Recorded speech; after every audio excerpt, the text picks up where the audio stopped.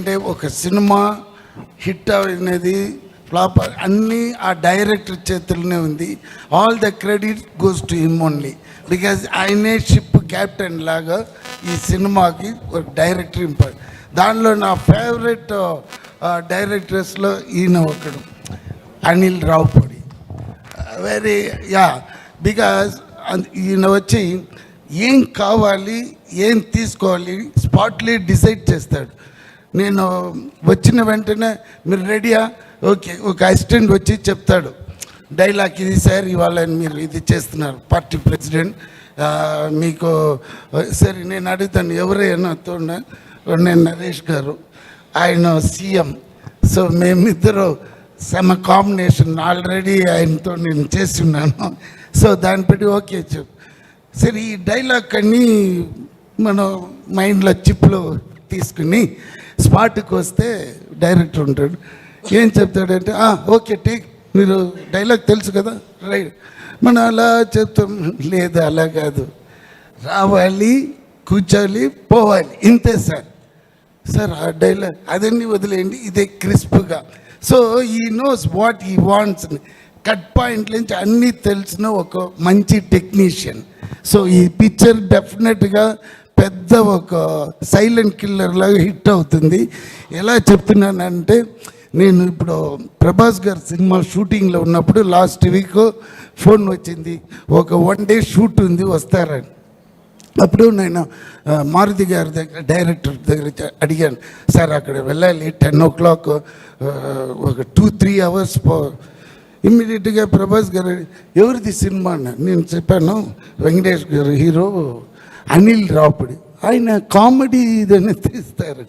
Sir comedy cinema కాదు, already has done 1 film, అది బాలయ్య సార్ది, అది భగవంత్ కేసరి, అది పెద్ద మాస్ హిట్ అయింది. అది సార్ ఆ డైరెక్టర్ వెరీ గుడ్ అన్నాడు. అదేలానే ఇది కూడా మాస్ హిట్. ఇది సార్ నువ్వేం చేస్తున్నావు, నేను చెప్పాను ఇలా పార్టీ ప్రెసిడెంట్, ఓకే ఇమ్మీడియట్గా మారుతి పంపించాడు నన్ను. ఆయనతో నాకు కాంబినేషన్. ఈవెన్ దో అనిల్ చెప్పిన వెంటనే మారుతి గారు వెళ్ళండి సార్ మీరు, అది లాస్ట్ డే ఫిలిం ఇమ్మీడియట్ రిలీజ్లో ఉంది. So I feel very happy the way నేను వర్క్ చేసిన అన్ని డైరెక్టర్స్ సమ్ అండర్స్టాండింగ్ చాలా బాగుంది. అలాగనే నాకు చెన్నై నుంచి ఈ హైదరాబాద్ వచ్చిన వెంటనే నాకు ఏం ఫీలింగ్ అంటే, ఒక శాన్ ఫ్రాన్సిస్కో వచ్చిన ఫీలింగ్ వచ్చేసింది. ఎందుకంటే ఇక్కడ క్లైమేటు మనుషులు ఆల్ డిఫరెంట్గా ఉంది. So almost I'm been year 1 year.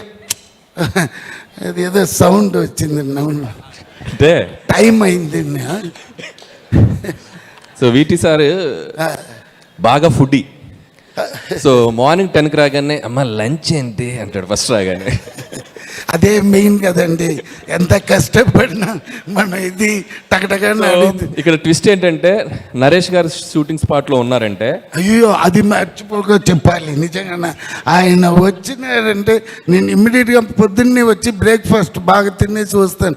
మధ్యాహ్నం నరేష్ గారు ఉన్నారని, ఎందుకంటే థ్యాంక్స్ సార్, అందరికీ ఇంట్లో నుంచి తీసుకుని వస్తారు ఇంత పెద్ద బాక్స్లో బిర్యానీ, అది ఇది సమ్మ ఇంట్రెస్టింగ్. మీరు చెప్పండి. సో లంచ్ బ్రేక్ ముందు షార్ట్ పెడితే వీటి సార్కి ఒక డైలాగ్ మాడ్యులేషన్కి ఒక స్పీడ్ ఉంటుంది.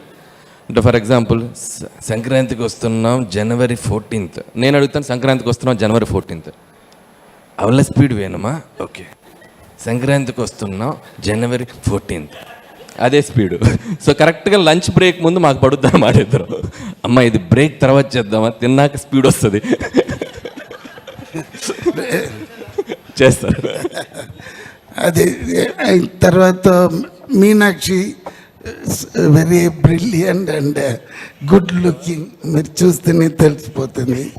దెన్ ఎవరిది ఐశ్వర్య రాజేష్. ఇంకొక ఫన్నీ ఇన్సిడెంట్ జరిగింది. ఏంటో చెప్పండి. షూటింగ్ స్పాట్లో ఈయన అమ్మ గన్ ఏంటో తెలుసా నీకు అన్నాడు.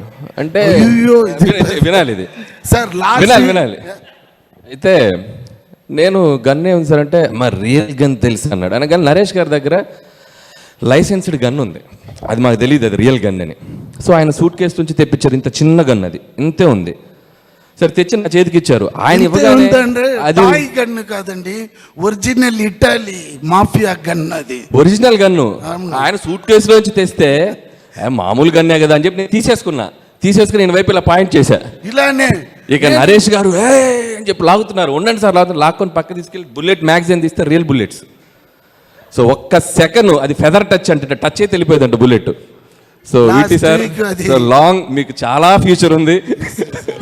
అంత దూరం వద్దే కానీ బట్ నేరో ఎస్కేప్ మాకు దానిలో ఉన్న ఇది తెలీదు. అప్పుడే ఆయన చెప్పారు సార్ అది ట్రిగర్ చేస్తే ఎలా అని చెప్పారు సార్, ఎస్కేప్ అయ్యాము. లేకపోతే ఇద్దరు A1 A2 లోపల ఉన్న మనిషి, నేను ఎప్పుడో పోయినాను. అది సార్ వేరే సార్ వెంకటేష్ గారు చెప్పాలంటే నాకు ఆయన 90s తెలుసు.